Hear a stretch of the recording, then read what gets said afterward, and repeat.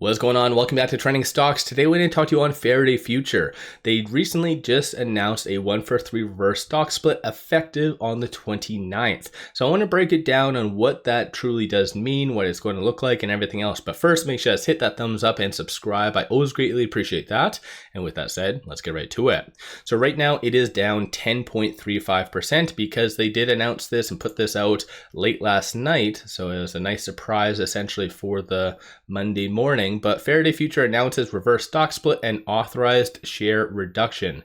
So in reality, it's good that they're bringing this up, but this authorized share reduction has absolutely zero impact on the stock. If they're changing the outstanding shares, then yes. Authorized, not so much. And when it comes to the reverse stock split, I've said this time and time again. You can go back to any of my videos. I have been saying this for the last 2 months that they are going to be needing this 1-for-3 reverse stock split to just rectify this 10-cent mark rule. And so that's why they're doing the reverse stock split, right? Because essentially this upcoming Friday, they need to be over 10 cents. If not, they get instantly delisted. So they're cutting it right down to the wire. But in my opinion, this 1-for-3 isn't going to cut it because it's still going to be deficient in that $1 bid price rule. And so they do have to get over that by, I think it is June. So they have some time. But in the short term, there's no real reason for people to buy Faraday for it to go up. So in reality, they will be doing a third reverse stock split, one that they have not even talked on, voted on, or anything, but it is going to happen. And that's the unfortunate part. Looking right here under Faraday, so far it has only done the one reverse stock split on August the 28th, a 1-for-80. So then on the 29th, you'll have another one, a 1-for-3 reverse stock split. So essentially, if you have a certain amount of shares, then it's going to be a third of that. So pretty simple stuff. And so in essence, the stock price will be above that 10-cent mark, closer to obviously 27 or 28 cents or whatever it is. But ultimately though, it does need to stay above that for 30 consecutive trading days. So that's the caveat. It needs to stay above 10 cents for 30 consecutive trading days. So you never know, right? Because that $1 bid price rule is kind of up in the air. Shorts could double down. They have been returning some shares over the last little bit because there's been a lot of optimism in the broader market. So stocks have been going up. But in Faraday's case, I feel like shorts have been returning some shares only to double down later down the line, because right now it is on the threshold list. So they might be returning some shares just to kind of correct that. So that's going to be market makers doing that.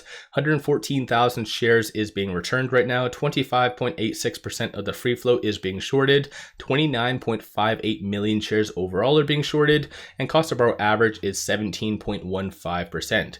So this has been the writing on the wall. It shouldn't be a crazy surprise to a lot of investors.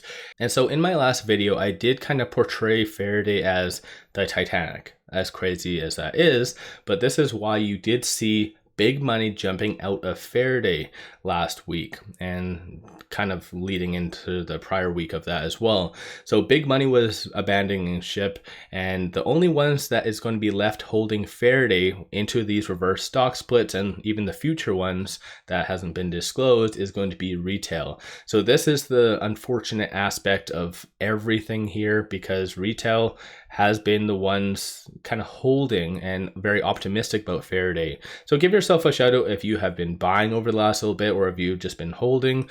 But in reality, Faraday probably at the end of the day is going to get delisted to OTC. And through that, they're going to need to dilute to Kingdom Come and potentially just bankruptcy. So in my opinion, I do feel like big OEMs are watching Faraday, but they're probably just watching for it to destroy itself, get extremely cheap, then that way they can buy it for 10 cents on the dollar, or potentially even less, of course. So let me know your thoughts on Faraday. When it comes down to it, you can kind of go over here and take a look at this. So the outstanding share count is 128.02 million, and free float is 114.37 million. So if you take a third of that, it is still over 7 million. So that does mean that there is going to be options. So that's something that you need to be aware of, because options technically only do work is if the outstanding share count is over 7 million.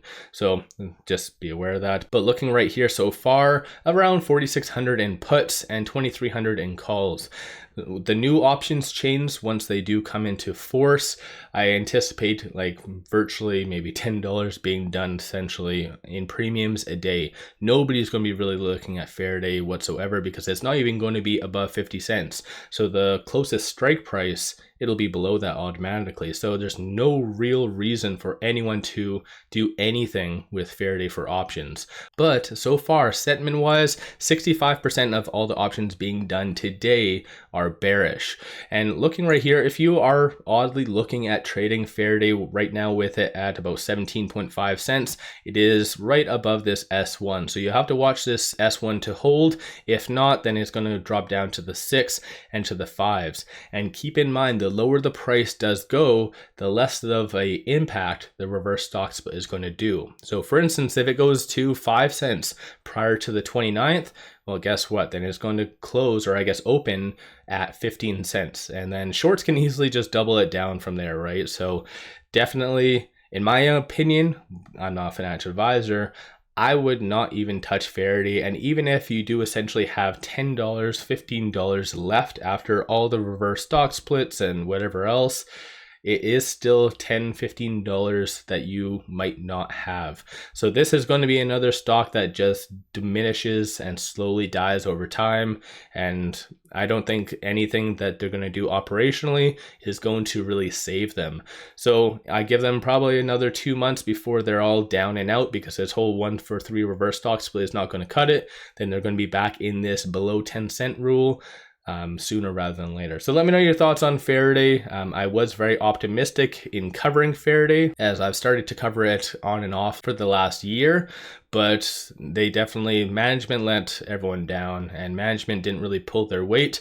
And like I've said in the past, I am very much surprised that there hasn't been a lawsuit started and prompted against Faraday, because they did announce in September that management was going to take a voluntary cut and buy their own stock, but there was no form force submitted whatsoever. So I don't know, if someone's a lawyer out there, I'd highly suggest in kind of looking into that, because Faraday is going to be out of cash sooner rather than later. So you might as well, you can't get money from, or blood from a stone essentially. So let me know your thoughts. And even though Faraday has been going down dramatically, take advantage of this promo, because it is free shares. Simply sign up for an account with Moonwith, throw $100 at it, and they give you 5 free stocks. So take advantage of this. Link in the description below and also the comments. With all that said, appreciate all of you watching.